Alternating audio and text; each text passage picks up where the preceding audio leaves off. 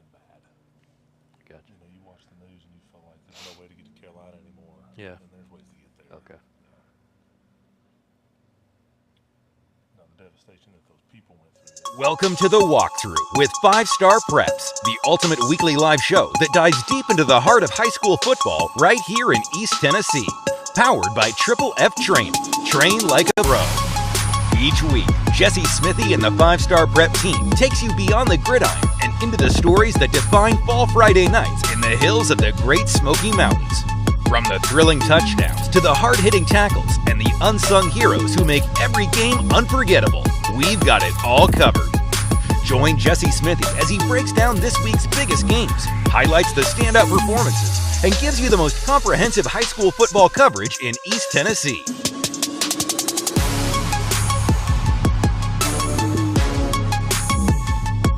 Now, catch us live on The Walkthrough, presented by Triple F Training.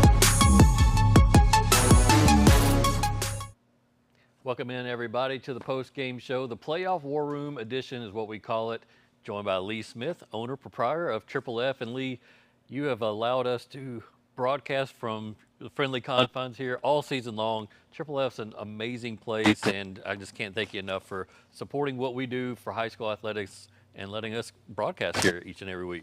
Man, it's been awesome to have you. Obviously, you know, when I tell all the kiddos that are members here that we're going to be partnered up with you guys starting this year, everybody was, or even last year, you being in-house this year, it's been fun. The kiddos they're always watching your stuff, man. So you guys do a good job. It's been a fun partnership, and I'm here for life if you're here with me. Yeah, absolutely, absolutely. And what I love about Triple F is every time I come in, there's something different going on. There's a different group of people, and it's not just all football athletes. It's a blend of males, females, kids of all ages, and the effort and the passion that the adults here that kind of coach them and teach them is just unrivaled. I've never seen anything like it.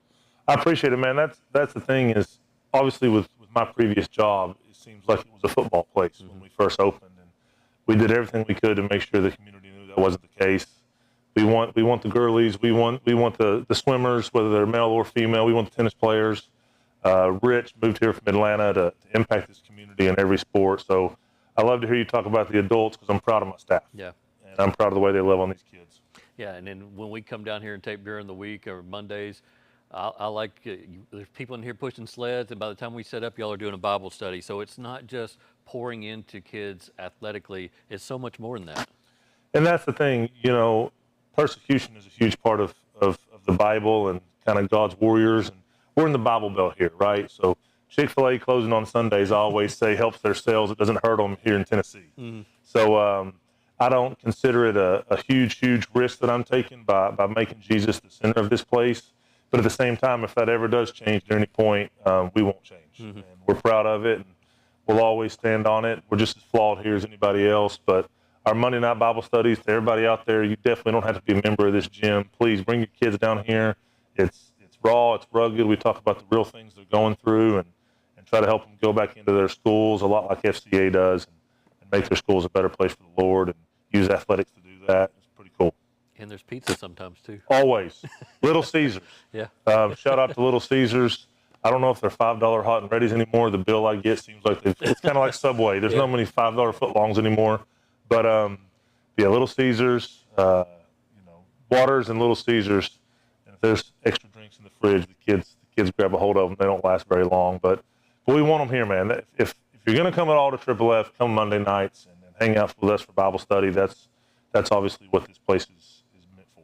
Well, I can tell you this. I've been here many times, many weeks. This place is top notch. So make sure you're bringing your kids down to Triple F and adults too. I know they work out here as well. But tonight, in my right hand, I have playoff pairings for the TSSAA playoffs. That's why we're here, the Playoff War Room edition, presented by Triple F. Before we get to the pairings, I do want to run down through some scores, some big scores from tonight. Science Hill fell to Dobyns Bennett. That was a little bit of a shock. Dobyns Bennett gets the 1 seed up there. We'll tell you who they play in a minute. West High School goes on the road, beats Powell for a 4th consecutive time. They win that football game 30-18. We'll break that down a little bit. Oak Ridge got a win tonight, 34-3. They're a little short-handed, but still managed to get the win. And then Grace Christian goes on the road tonight, loses to Boyd Buchanan. Actually had a little bit of a lead, 14-9 at that at the half at Boyd Buchanan, but they fall 51-21. So Gary Rankin got his boys going there in the second half. And the final game that we've been monitoring was Elizabethton and Greenville. Greenville won that game 41-17, got the 1 seed. So let's go ahead and start off in Class 1A. Again, these are just going to be local pairings for teams from the 5-Star Preps coverage area. There's still teams across the state and mid-state, West Tennessee, that are still playing tonight. So check back on 5starpreps.com later in the night. We'll have the entire list of state playoff pairings, but let's just focus on the local teams for now. Starting off at the top of the 1A bracket, Rockwood, a Wing T team facing off against a Cosby team that won a region championship. And Lee, when you have a Wing T team and a team like Cosby likes to throw it around, you're talking about a true clash of styles there in 1A football. You having played at every level of the game, when you get into a clash of styles like that or have to face a Wing T, I know y'all didn't face Wing Teams in the NFL, but just how captivating can a game like that be? When I think about the Wing T, I think about all the trash that all these folks from Webb talk to me when they see me. When I was in high school at Powell, we had some pretty good players. Obviously, Maryville ran the show back then. My last high school football game every year was walking off Maryville's field as a loser. Yeah. My whole high school life. But we shouldn't have lost to Webb, and we did. Because you run into that buzzsaw, the Wing T, man. I don't care if they're a 4 seed. It's just something that's hard to defend, especially if you don't see it every week. They slow the game down.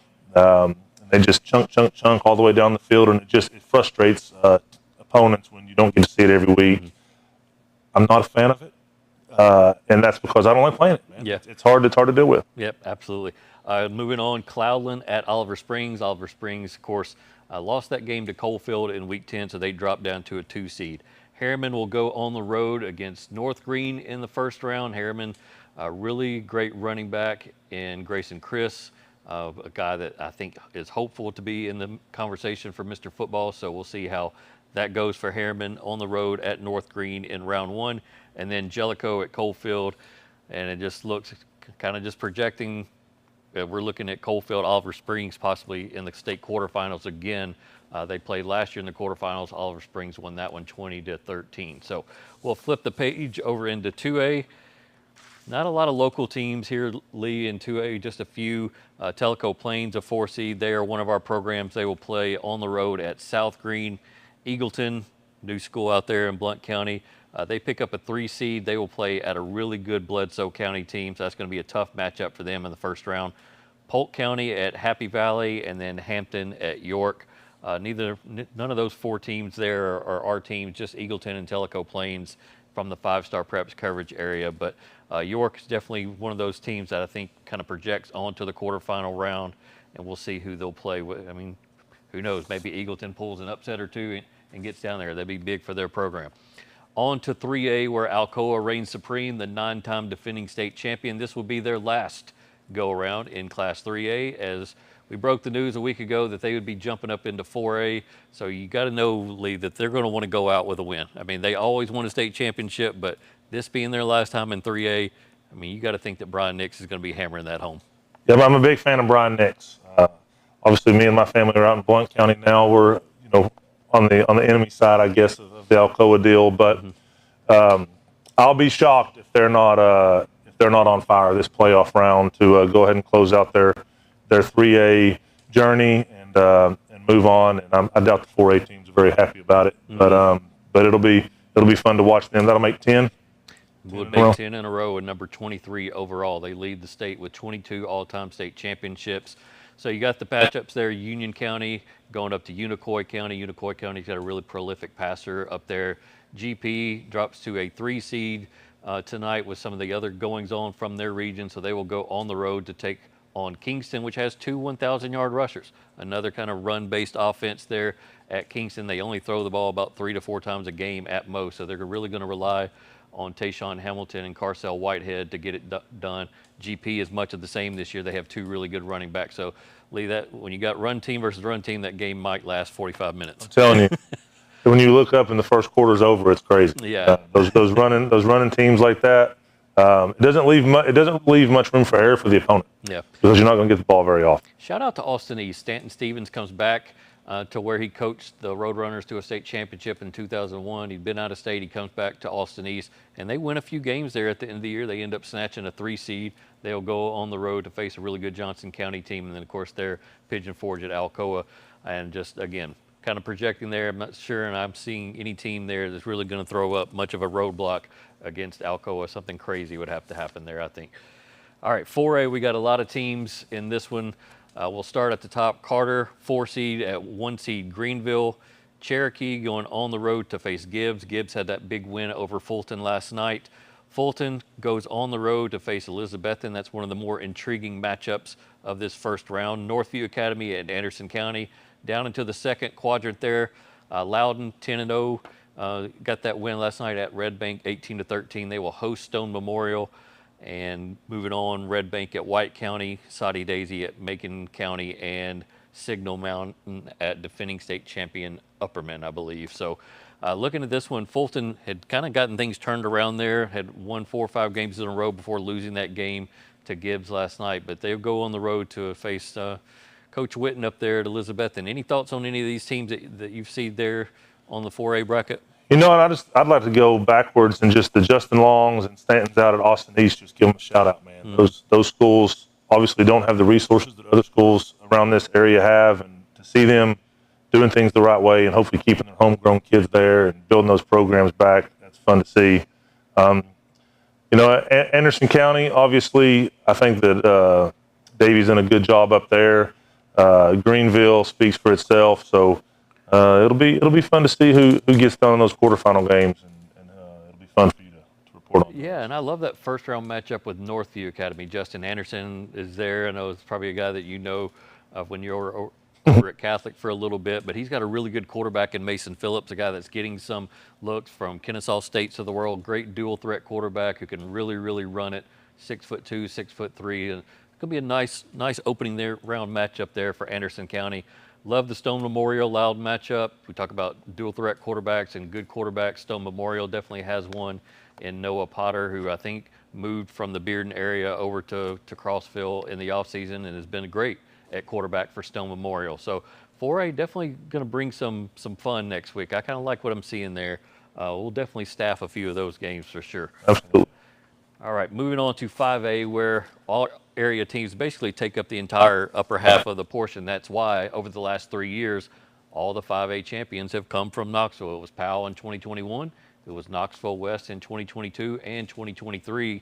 And so you see the amount of contenders there from the greater Knoxville area, and definitely going to be somebody from East Tennessee carrying the banner into Chattanooga for a 5A state championship game.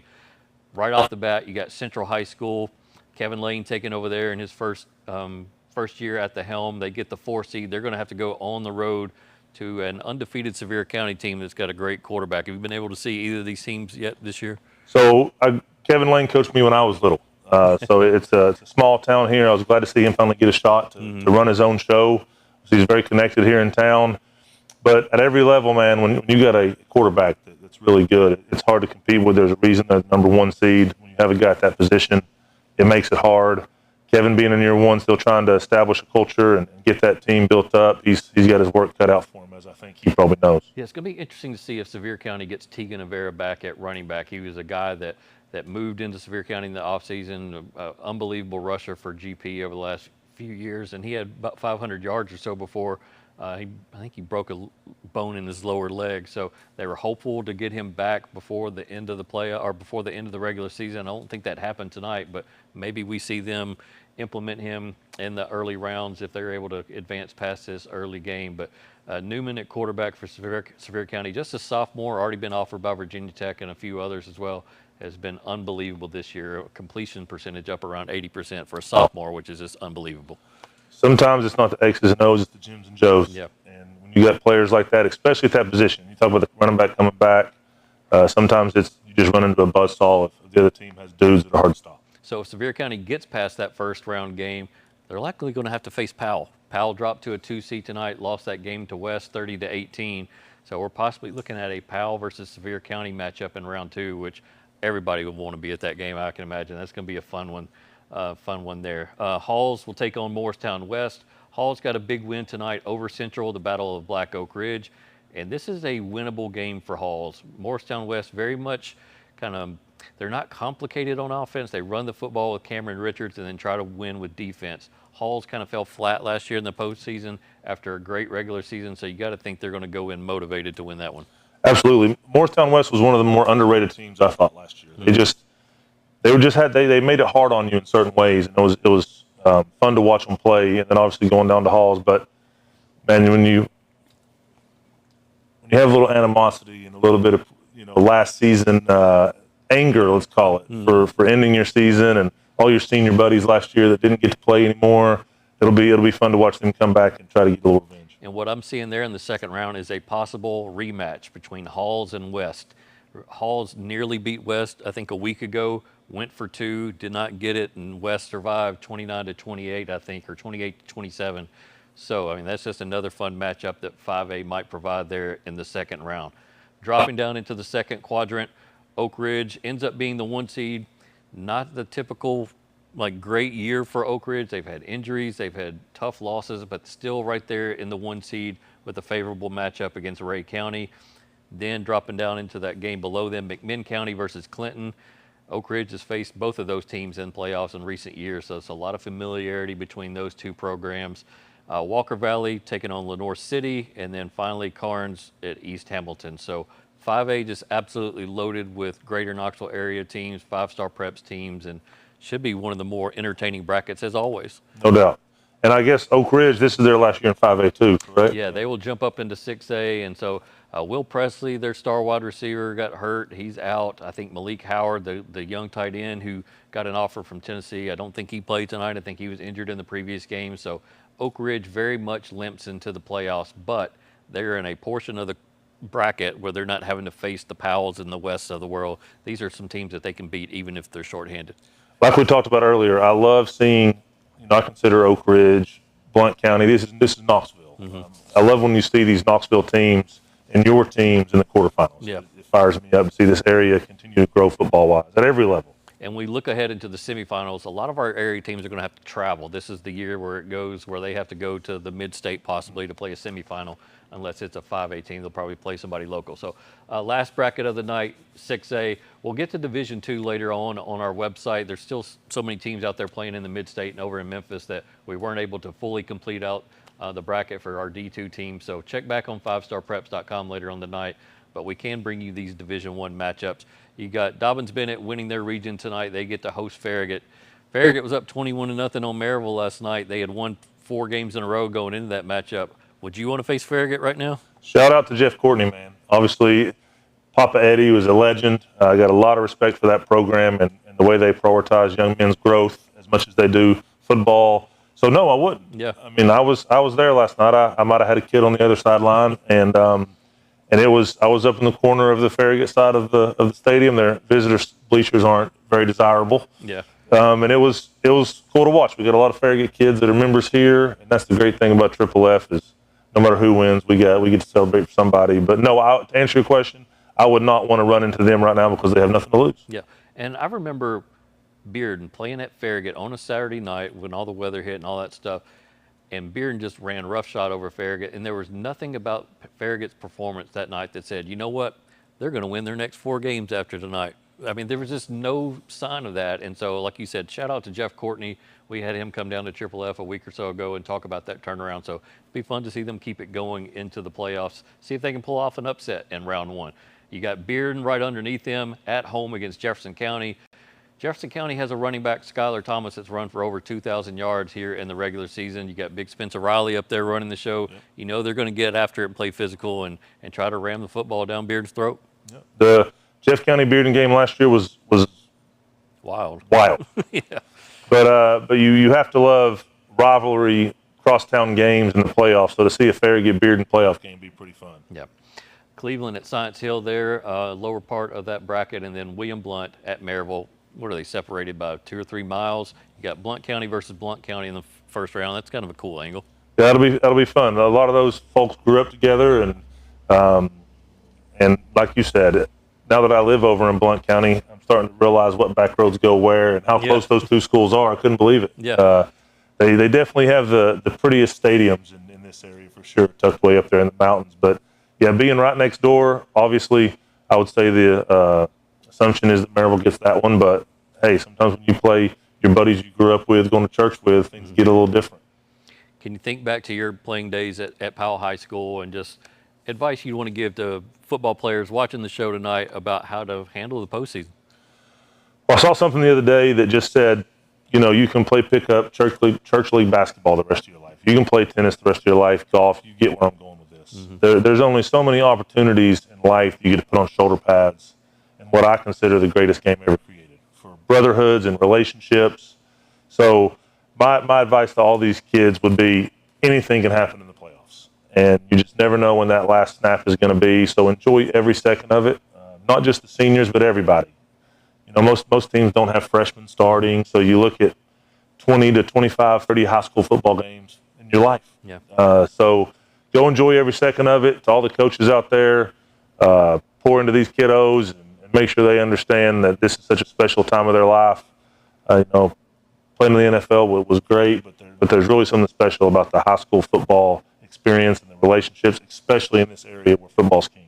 Well, Lee, thanks so much for Triple F supporting this show tonight, our show all season long, and for joining us for the Playoff War Room show, coming in late tonight and helping us break down these brackets. And it's an exciting time of the year. This is my favorite time, obviously, of the football season. Make sure you're hopping on to 5starpreps.com tonight. We're going to have statewide playoff pairings from East Tennessee to West Tennessee. Get you ready. We got coverage from tonight, photos, videos, game stories, box scores, stats, everything you need to finish off the regular season the right way and start getting prepared for round one. It all starts next week, and Lee, just appreciate it again. Thanks for having us. Playoff football, baby. I love it. Love it. Yep. Nothing like it. Check back next week. We'll have the walkthrough presented by Triple F. We'll have that back on Wednesday nights. That's been the Playoff War Room show. Thanks for tuning in tonight. We'll see you guys next week. Welcome to the Walkthrough with 5 Star Preps, the ultimate weekly live show that dives deep into the heart of high school football right here in East Tennessee. Powered by Triple F Training. Train like a pro. Each week, Jesse Smithy and the 5 Star Prep team takes you beyond the gridiron and into the stories that define Fall Friday nights in the hills of the Great Smoky Mountains. From the thrilling touchdowns to the hard-hitting tackles and the unsung heroes who make every game unforgettable, we've got it all covered. Join Jesse Smithy as he breaks down this week's biggest games, highlights the standout performances, and gives you the most comprehensive high school football coverage in East Tennessee.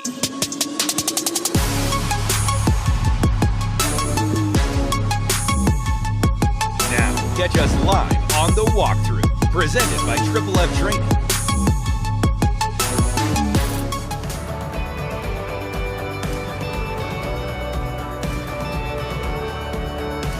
When you shop at Elliott's, your journey is our purpose.